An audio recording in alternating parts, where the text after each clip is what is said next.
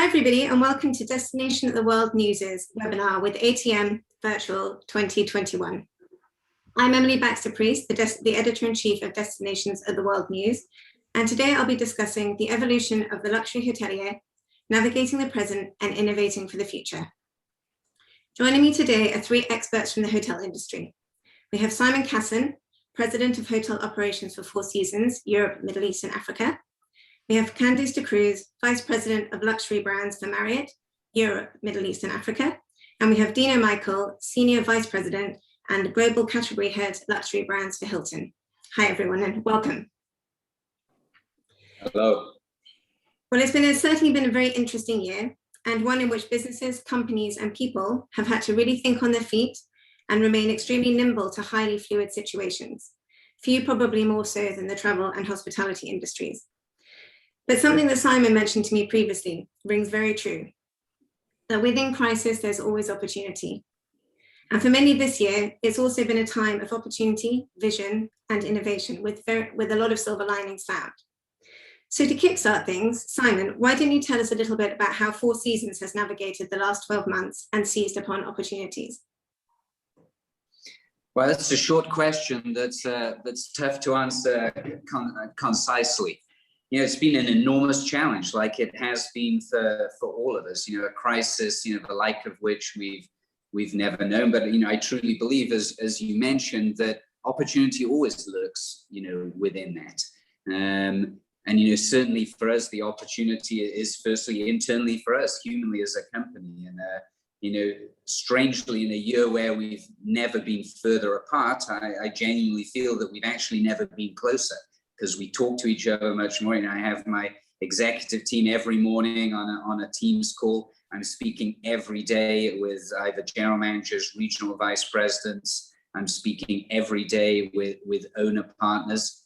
And the level of communication has enabled closer relationships. And when times are extraordinarily difficult, and let's make no mistake, for us as a management company, unprecedented, you know, times, for our owner partners, commercially extraordinarily difficult, and of course for the teams that work in the hotels, and everything they know to be true has changed. But you know, we sort of tasked very early for it. We have hotels in China, so we were sort of, you know, dealing with the realities, you know, early on, as I'm sure my colleagues were. Quickly formed our, you know, internal working groups for how we approach, you know, this challenge. And we recognize that, you know, our role as corporate officers were, how can we support the hotels to navigate this, whether that was closing, whether that was reopening, whether for sure it was, you know, recalibrating everything we do in every part of the business. And of course, working closely, you know, with our ownership partners. We at the same time, you know, entered into a consulting agreement with Johns Hopkins, you know, being just amazing partners, to help make sure that everything we do and every decision we take is done through science and with the safety of our guests and employees first. So there's a million other things, but I have some very well qualified colleagues on the call as well. I'll let them pick up some details too. Now, Candice, you said for Marriott that the pandemic had really fast-tracked conversations, especially around digitalization and development, and it made you think more on your feet. Yes, it's definitely made us think a lot faster and quicker in terms of strategies that needed to be used and strategies that needed to be implemented. Similar to what Simon said, I said, this has been a phase where we've absolutely had to over-communicate to be able to go to market faster. And when we talk about diversification, when we sort of chatted, we've let data guide us. As we've looked at diversification, we also say that there's not enough brands. There's definitely opportunities in this sort of arena when we talk about growth. We've been looking at growth in a very different manner. And based on this data that we're getting and this customer behavior, guest behavior, this mindset shift, we're seeing a different kind of need in the luxury space at large. And Dino, tell us a little bit about what's been happening for the last year at Hilton. How have you approached it? Look, I think very similar to my you know, kind of peers here. it's frustrating because you want to get close to owners and team members alike. So it's not really about the travel, it's getting to the destination. But similarly, we've been over-indexing on FaceTime, WebEx, whether it's WeChat, WhatsApp, we've got our little groups here and there. And our business is relationship driven, particularly in the luxury area where our own relationships are long term. These are long term holds. Families, individuals who these assets, these properties are, their pride and joy. So I think not being able to connect with them and our team members has been difficult. But I think it's been said before, we've been doing a lot of online chat, making it fun, getting together as often as we can. And there's a lot of positivity in that. You do get to know your team members a lot better. You do get to know them a little more personally. We've all been on the corporate level, we've all been at home. I think we've all got a little glimpse into everybody's living room, which is quite entertaining. Everybody's got their dynamic. I think in some ways the distance, Simon said, has brought us closer together. And I think you are more focused on making sure you are connecting on a regular basis. I'm far more aware, for example, of my colleagues and team members who live alone. Perhaps I connect with them a little more, knowing that, being in lockdown, I'm in London and we've been in lockdown, on and off lockdown for quite some time. So you are very conscious of who has family around them, who has space. So it does bring you closer. Mm-hmm. And what about from a brand perspective? What opportunities have you been able to seize on in terms of development or otherwise with the brand? I think it's giving us time to develop conversations that were already there. I think focusing on the obvious, making sure our service, as we've been at different stages around the world, different occupancy levels, really taking a long hard look at how we build back up, being very conscious of our own cost base, making sure we've got the right balance between guest experience and, when you're running at, again, a very varied level of occupancies around the world, how do you do that? On the brand front, I think, really going back to our kind of brand core pillars and making sure we still have that as our core focus. Okay. Now, looking a little bit ahead with the vaccine rollouts and restriction liftings in some parts of the world, and with the knowledge that I think all of you said that either luxury hasn't gone anywhere or luxury is bouncing back faster than other sectors, what does this new dawn of luxury travel and tourism look like? Candice, I think you said with Marriott, for you guys, it was about taking the time to redefine each brand and their differentiators, for example. I mean, we've been very focused to ensure that each of our luxury brands have their own swim lanes. They're very differently sort of activated. But I'd say on the back of COVID, we've had to look at basic things like even brand standards and operating standards. And what does that mean in the new world? What is the guest looking for? How do we balance technology versus that, what I call as that high touch versus high tech? How do we ensure that they're seeing enough of our associates in the right places, but using technology for the right reasons? For us, it's been an interesting journey as we sort of go back and look at the world from a different lens. As you rightly said, luxury has bounced back faster.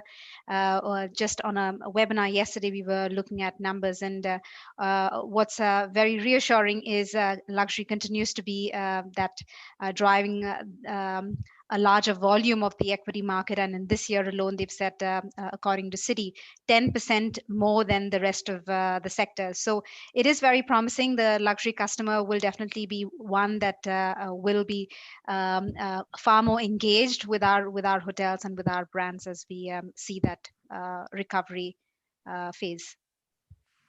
And Dino, you mentioned for Hilton guests that there was an increased appetite for experience versus materiality. Yeah, having been, I think we've all been, restricted for the last, 12, 18 months. I think, everyone's had time to think about what they need, what they want. So again, I don't think COVID's created any new trends. It's probably amplified and accelerated things that were already there, whether it's, our desire for new experiences versus, just a retail purchase, really leveraging the great concierge and team members we have, on property. That whole philosophy around work-life balance, really making sure when you visit a destination, you kind of that's an immersive experience versus I'm just going to stay within the four walls of the resort. That notion of wellness and well-being. Traditionally, it was maybe just focused on spa and fitness. I think now there's a much greater awareness of my mental health, the space I occupy, time to reflect, meditate, being alone but not lonely, as we say. So certainly we're seeing, again, in luxury, we have the luxury of more space, less compression. I think that really does, help as we come through this. And what about for Four Seasons, Simon? Listen, I think, you have to split yourself between being what's realistic and what's opportunistic. Realistic, we're seeing some positive signs. We have some hotels running full. We have plenty of hotels running single-digit occupancies as well. It's very, particularly the differences between Europe, Middle East, Africa, and then, Russia and the Balkans as well. Huge differences. Some are doing well. Some take one step forward, 2 steps back. Domestic travel, of course, becomes increasingly important how we become, better relevant to our domestic customers.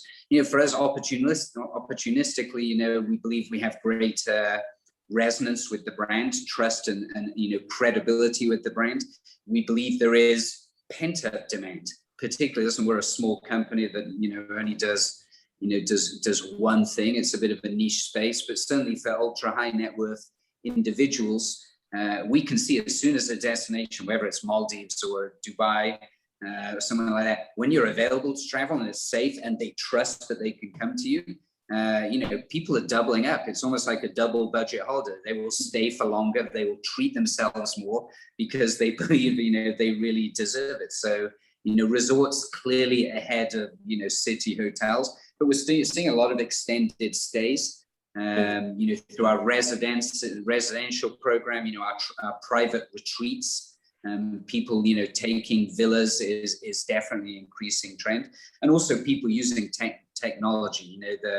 The ease of using the Four Seasons app and chat function, for remote instantaneous, service requests, but speaking to a real person is proving valuable. We're seeing a lot of multi-generational travel. People haven't seen families for a long time, so when they can, they sort of want to, embrace the family group. We're seeing rescheduling of, precious events, whether it's a wedding or an anniversary, trip, or a retirement trip. As Dino was saying, health, really wellness in its more holistic sense.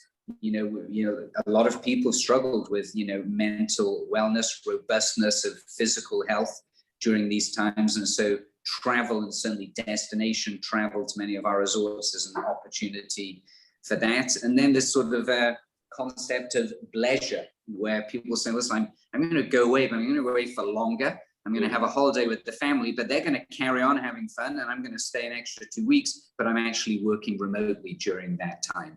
And so making sure that our hotels and resorts are equipped for really effective, instead of work from home, work from hotel, and making sure that we're supported in that way. Well, that leads beautifully into my next question, which was to ask, what sort of new patterns have you seen emerging with your guests? Candice, I know that you had said to me that there was a bigger draw on luxury and also an uptick in family and wellness, which sort of echoes what Simon had said. Completely. Simon spoke about all the sort of trends or the hot buttons we're sort of watching. Family travel is very big. For sure, that's something that we're closely watching. Multi-generational travel has only gotten bigger on the back of COVID. Yes, we're seeing, while we would say the Middle East was a lot more last minute in terms of making decisions, we're seeing that if I look at my remit, it's now across EMEA at large, where decisions are a lot more last minute. Yes, stays are longer. If you look at product per se, I mean, just going by what's happened last year, which was unprecedented, and this year continues to be as uncertain, with sort of markets opening and closing last minute in some cases. We're seeing that in the luxury space, the guests are looking at opportunities to gift themselves. So some of the examples I can say from our own profile is guests are almost booking up spaces exclusively on this need for privacy, and privacy is really driving a lot of these conversations, a lot of these expectations for travel. One is at the Ritz-Carlton Naples, where one of our guests booked the entire floor a club level, so they could then have access to the club lounge, so that it was almost like their own living room. And we're seeing that sort of trend a lot more across several markets, where they want the space to be private. They want to be able to spend quality time with their loved ones. And like what Dino said, wellness is definitely a big driver, but a lot more holistic. I'm sure all of us say this across our brands. This transformational travel is a trend that we've been talking about for the last few years, but it has been pushed forward and sort of fast tracked in many people's mindset to say, how can I find balance for myself, but also with my loved one, but being able to have purpose with travel.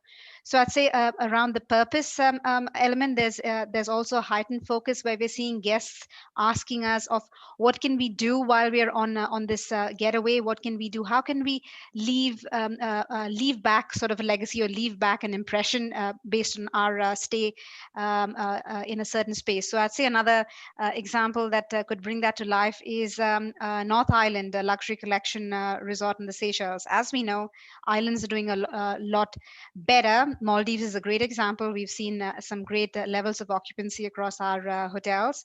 But at the North Island and Seychelles, a guest can plant a tree before they leave. So real purpose to their travel, of how have they left a little bit back as they leave the island.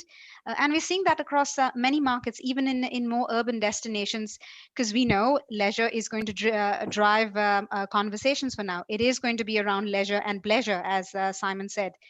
So how do we sort of link the two and make it more meaningful? And conversation and authenticity is probably going to be something that's only going to get bigger. Dina, would you echo those sentiments? You have anything to add from your luxury portfolio? Yeah, I think we're all becoming far more conscious. I mean, I think that's sometimes the benefit of, we have 3 luxury brands, but we're a portfolio of 18. I think that's when the enterprise really does kick in. I'm sure Candy's going to kind of echo that sentiment. But I think one of our proudest moments throughout this has been how quickly we've been able to pivot on key decisions.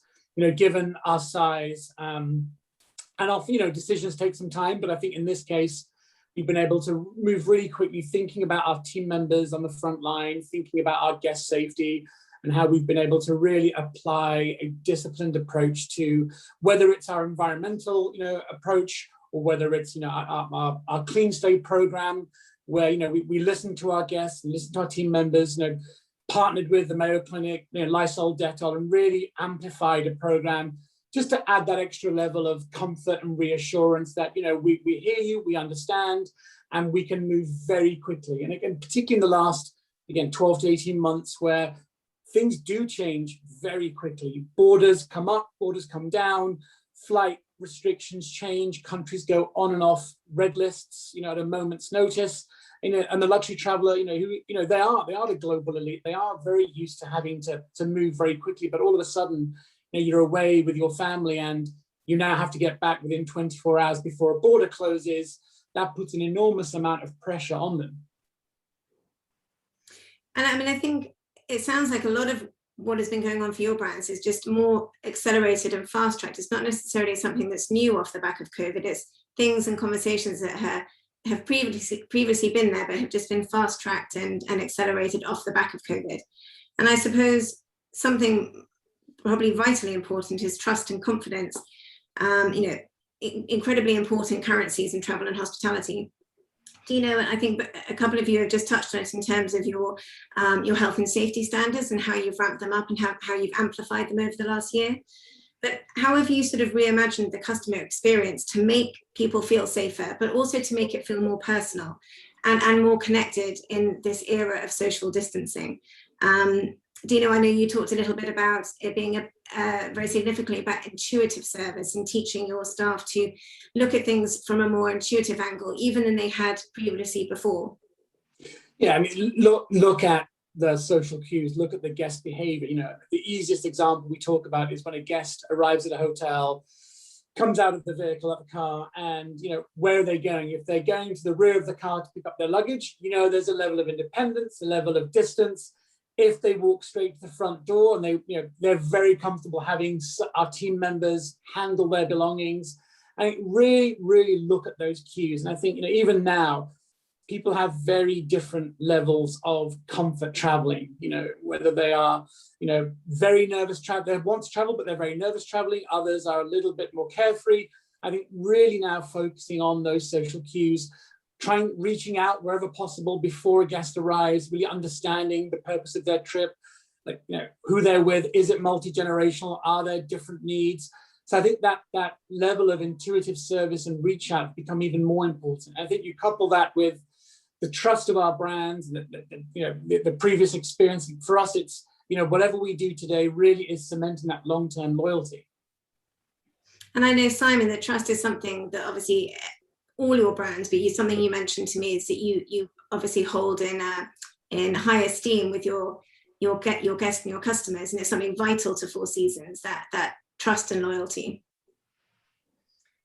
Yeah, I think, listen, we all have a reservoir of it, and it's a critical touch point of our business, and we all value highly, and it's something when there are times of crisis, it can get tested. And the expectation of our guests is that we step up, and we not only step up, but we verify and demonstrate to them how we're doing that.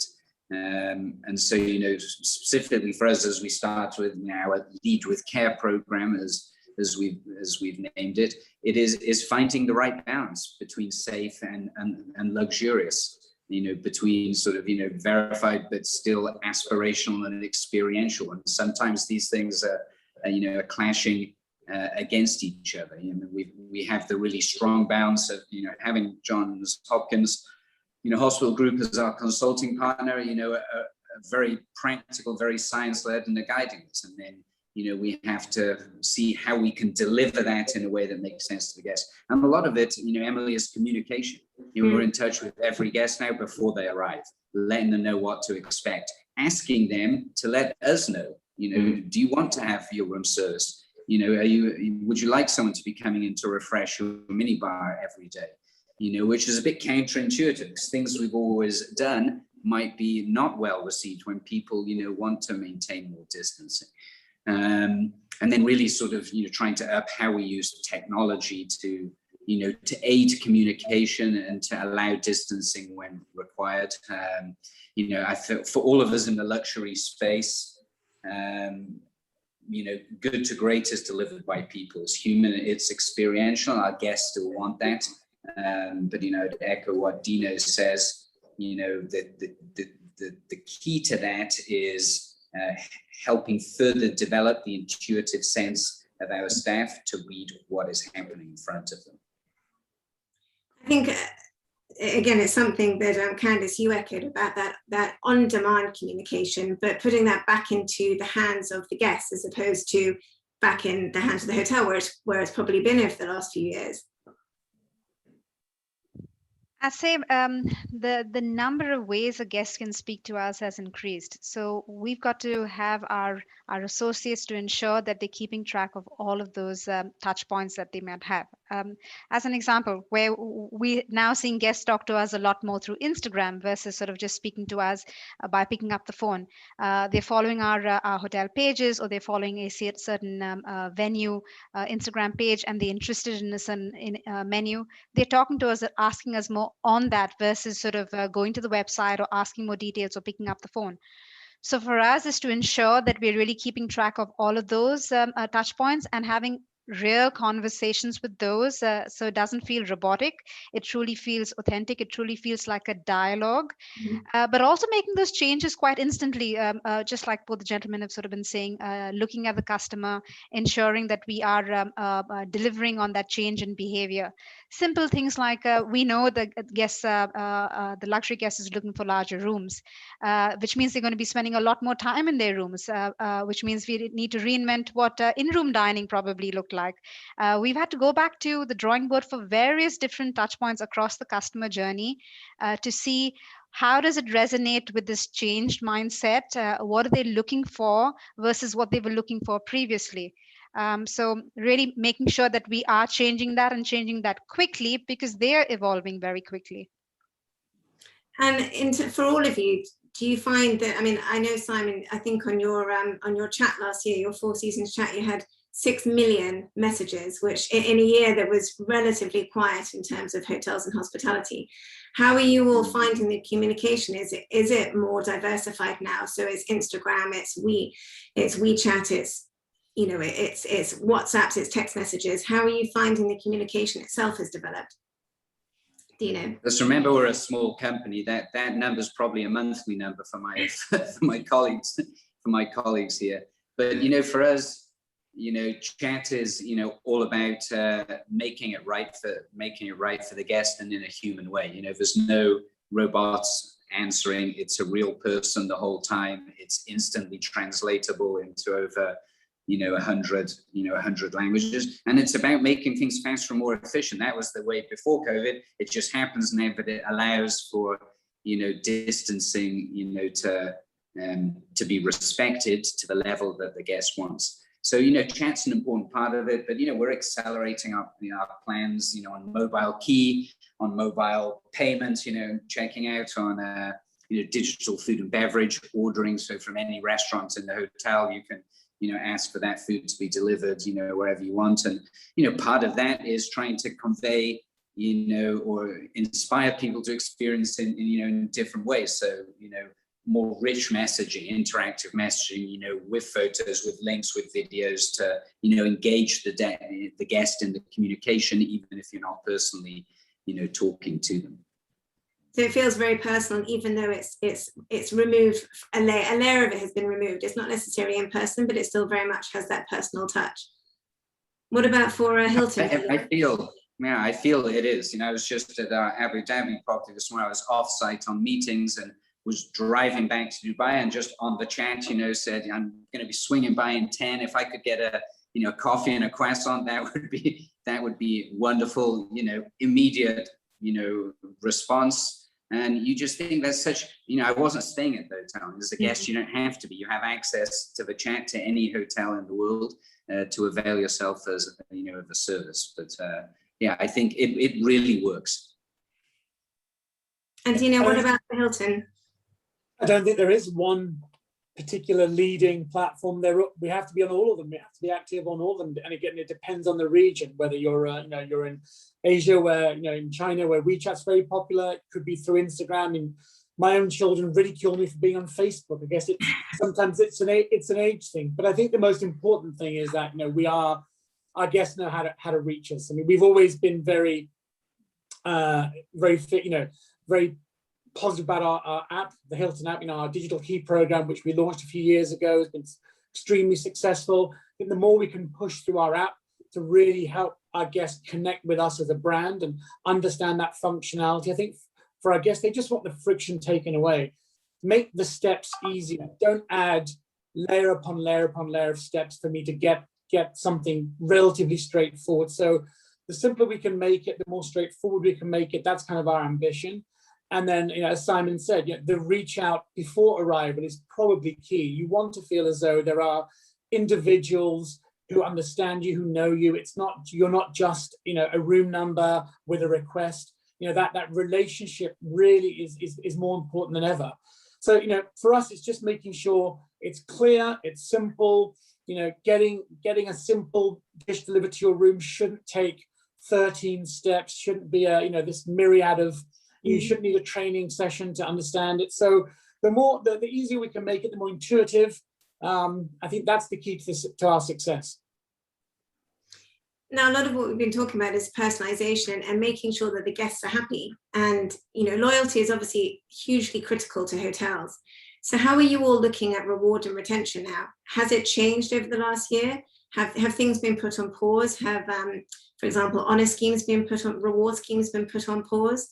Dino, I know that you'd said that your Hilton Honors guests had kept their status, their benefits, and their privileges over the last year, for example. Yeah, I think we came out very early and, you know, really wanted to, you know, reassure our Honors members that we're not suddenly going to, you know, ignore years and years of loyal membership. You know, so whatever your status was, you know, we were going to hold it.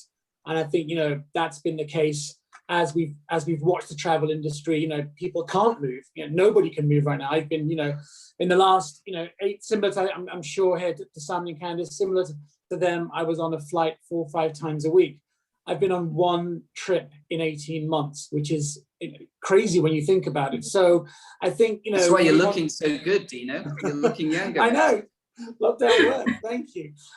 So we wanted to pass that sentiment back to our loyal guests and say, look, we understand. We've got you.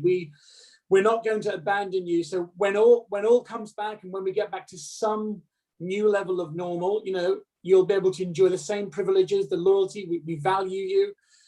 Looking at ways people can redeem their points in different ways, and we know right now that our guests are eager to come back, eager to stay with us, to redeem, and we didn't want to diminish our program in any way. So I think the value for us has been to really make sure, that loyalty over the last few years, is rewarded, is acknowledged, and when they do come back, more importantly, they're recognized. And, recognition once everyone starts traveling again is going to be, one of our key priorities. I know, Candice, you said that obviously people are a little bit more conscious with their money. So it's how you're enabling them to be more considered, but also to feel like they're being rewarded at the same time for their loyalty to the brand. And I know you talked about the diversification of Marriott Bonvoy over the last year or two. Yeah. So we all know that there's definitely a pent-up travel, and we know that as soon as we see certain market restrictions change, the level of bookings tell us that there's definitely a lot of demand out there. But travel isn't as easy just now. So when we look at loyalty, we're sort of looking at how can we continue that recognition, like what Dino said, but what can we give them back as part of that dialogue versus it being a monologue. So a couple of the areas that we've looked at as part of loyalty is that third-party sort of partnerships. Who else can we bring to the table? How can we help them do things and sort of keep their status or earn more points or continue that conversation? So whether it's relationships or partners like Uber, where they can collect more points with travel in their own city, because now we know travel is largely domestic, or they can look at Uber Eats as well. So even simple things on dining. With Marriott Bonvoy, we've also sort of looked at points earn and redeem on dining. And again, we know that as people can travel, move out of their homes, the first thing they want to do is maybe have a nice meal, maybe outdoors in certain markets where the weather is better. Definitely in this part of the world, we've seen a lot more of that. But how can they make sure that they're being rewarded for their continuous conversation with us, their loyalty with us? So really looking at that experiential element beyond just sort of them crossing borders, but what can they do in their local markets? I'd say localization has been a lens for our loyalty program as well. Now, Simon, you don't have Four Seasons doesn't have a loyalty program, but you mentioned that, for example, you dropped cancellation policies. There are ways that you're taking away kind of fear and barriers to reassure your loyal guests. How else is it working for Four Seasons, this kind of reward and retention of your preferred customers? I mean, loyalty is mission critical. We just don't happen to have a points-based or redeemable loyalty system. Again, it's not what our customers are asking us for, in our part of the market. They're asking us for recognition. They're asking us for delivering on the promise in terms of the value of their time and their experience, whether it's, facilitating their business trip or making, a memorable family vacation trip. That's what they're focused on. I mean, certainly, like we all have done, we've looked at, making travel easier in terms of booking and not being, committed, in the way that we maybe did in the past, even with our private jet, that's, $150,000, dollars, a person, we have, inbuilt flexibility in even at that level of experience. So for us, it's no different to anyone else. We're all trying to drive seamless, engaged, personalized, experiences. For us, we just don't. We're not hearing from our guests that they value that in the form of points. Now, we've all touched a little bit on the digitalization side of hotels. And I know brands have fast-tracked the use of technology throughout COVID. I know, Candice, you had mentioned that maybe pre-COVID, or at least a few years ago, that people were at the center of hospitality, but you've really had to have fast-track the use of technology. So how's that worked for you, and in what ways have you fast-tracked it to catch up to where it needs to be today? I'd say people still will always remain at the center of everything that we do. It's just the finding the balance between the friction points and the conversation points is what we're sort of trying to ease. We've used technology in the past in simpler ways. We've probably had to look at it in a more engaged manner. So if I look at St. Regis and our butler service, the butler now has technology attached to it where he or she can chat with the guest in real time versus having to sort of see the guest face to face. So we've looked at various ways in which we can uplift the experience versus having to only rely on technology.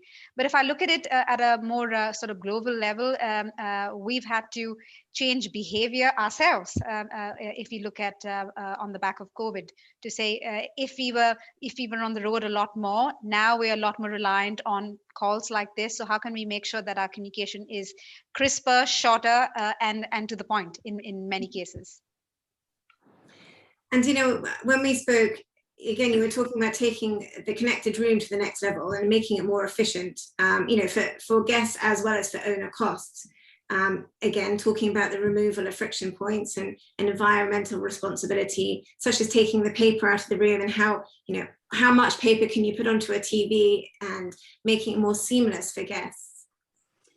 Yeah, it's more about taking the word innovation and applying it, I guess, in its truest form. I think people often think about digitization and innovation as gadgetry in a room, and it's not. It's about creating efficiencies at hotel level. It's about removing, you know, guest friction, and, you know, as Candice said, so, you know, sensors in rooms, for example, that help housekeeping be more efficient. There isn't that knock on the room disturbing the guest.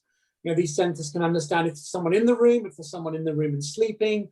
So I think it's about applying innovation technology to always enhance the experience, whether it's making, like I said earlier, the communication simpler, efficiencies on property, whether it's, you know, being environmentally responsible, you know, our move to bulk amenities, you know, removing our single-use plastics, which, you know, is, you know, again, may have taken us a slight backseat, you know, during the last 12 months, but that'll come back. You know, that this issue isn't going away, and, you know, we've made some big commitments to reduce our footprint by half by 2030 and double our investment in social impact. So all of those, you know, trends that were growing in you know, in importance before COVID will come back, you know, harder and heavier as we come through this. So I think, you know, really making sure our innovations are double-sided. They're owner-facing in terms of making their property more efficient, and they're guest-facing in terms of making that experience better in every way. What about for Four Seasons, Simon? Dino just answered on behalf of both of us. So ditto to what both Dino and Candice said. You know, we're all playing in the same place. We all have our nuance and our, you know, own unique selling points. But it's a question of, you know, listening to your customers and making sure that, you know, technology doesn't trump personalized where it's possible. Technology is not an excuse for poorer service. It's not an excuse or COVID is not an excuse for cutting corners and cutting, you know, costs, and be seen to be using that as a reason. You know, we're all having to, you know, to make bold commitments about where we stand from an environmental and sustainability point of view, as well as, you know, governance as corporations. And we're also, you know, all having to, you know, work extraordinarily hard to make sure we look different as a company, from a diversity, you know, inclusion, and from a sense of belonging within the company as well. So, you know, I think, you know, we're a very people-focused industry, a people-heavy industry. You know, and I'm proud to be part of a group of my colleagues where I know we all genuinely care, and we want to make sure we're part of a solution for a better future. And as Dino said, you know, when you have kids, you know, they certainly hold you accountable in that regard. My three do. That's a story for another time. Now, I just want to, just one last question for you all. Looking to the future at how your brands are learning to thrive in this emerging new normal, what do the next few months and or year look like for you? Candice, I'll start with you. So we're listening to our customer, and that's at the heart of it all. What are they looking for? What are the markets that they're sort of looking to travel to as when this opportunity of travel does make it possible? We'll remain quite active when it comes to growth. We do have 8 brands and 8 brands that cater to different mindsets. We are sort of keeping our finger on the pulse when it comes to which markets first. We're also sort of seeing changes when it comes to product, both from a guest point of view, but also from an ownership point of view. In our region, we haven't launched the brand as yet, the Ritz-Carlton Reserve. We've seen a lot more demand for this brand, and we're pretty confident that we'll be able to bring that brand to this part of the world. And that's probably driven by this need for larger spaces or larger suite or villa approach, own plunge pool experience, off the beaten track, really sort of almost a digital detox or a complete detox with that wellness focus. So we'd probably see a lot more in that space, and even other verticals from our brands. As Simon spoke about the jet, we have our yacht collection, the Ritz-Carlton yacht collection, and we'll see the first sale later this year. So that's another exciting proposition, which our guests are looking forward to. But over and above all of that, I'd say at the center of it is this transformational travel. So as we look at growth, we're sort of saying, what is the guest looking at from an experience standpoint? What are they looking at? What should a package look like, whether it's a family travel or whether it's a solo trip travel? How can they connect with the community? So while we look at the digital aspect, we're also sort of making sure that we look at the future, everything is got this local lens. What about you, Simon? You said something to me that the world still turns, and I think from everything you've all been saying, the world is still turning, very much so for all of you, and you can't sit on your laurels. You've got to keep pushing forward and driving. So anyway, sorry, Simon, back to you. I think we're living in this really sort of Dickensian dystopia where it's the best of times, the worst of times. You know, I'm closer to my teams than I ever have been, and closer to our owner partners than I have been. For someone who was traveling 180, 200 days a year, you know, I haven't been, you know, traveling, and there are sort of, you know, wellness and life quality benefits derived from that, as well as challenging yourself to, you know, for somebody, I'm driven by humanity, engagement with people. So, you know, how do I reinvent myself so I'm relevant working through a screen versus, you know, being physically present? So I think there's been great benefits. You know, the commercial realities, you know, have been extraordinarily hard. And I think it's a question about, you know, making sure we're prepared for recovery, and we're right-sized for recovery. Inevitably, there are efficiencies that, you know, you derive during a crisis that you have to take the benefit of. You know, from an owner's perspective, never waste a good crisis means stay that lean, stay that efficient. And so layering back, you know, particularly at labor cost in a way that's fit for purpose is important. But I think ultimately, Emily, it's remembering what we're here for. We're here to, you know, create memorable experiences. We're here to create, you know, seamless, you know, business trips and, you know, bucket list vacations. Stay close to the customers, be listening to what they, you know, to what they want, and be ready to deliver that in a safe way. You know, remarkably, we haven't had a single development project, you know, has dropped off, and we have some really exciting projects all across Europe, Middle East, and Africa. I'm heading on my first business trip next week, other than Abu Dhabi, which is a drive. I'm going to Italy and Spain because we were opening in Sicily, San Domenico Palace in Taormina. This summer, we opened at the end of last year in Madrid, a beautiful, you know, new hotel. It's an historic, you know, architecturally important building. So looking forward to visiting those hotels. And for me, assuming I get on the plane and the trip's, you know, successful, there's always a level of last minute risk. But that's the signal to me that we're starting to get back to whatever the new normal is. And, I have great confidence, in our teams in each hotel that they're ready and prepared to deliver on that promise. And you've also got, I think, 8 openings coming up. And you're also saying that there's like Candice had mentioned it, a huge refocus on service moving forwards too.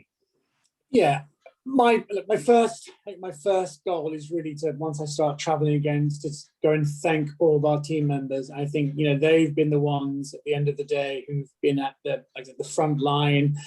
I get so many letters, more than ever now, about the experiences our guests have had and how thankful they are. The stories you hear about team members, they're living on property because they can't travel home and they want to be there.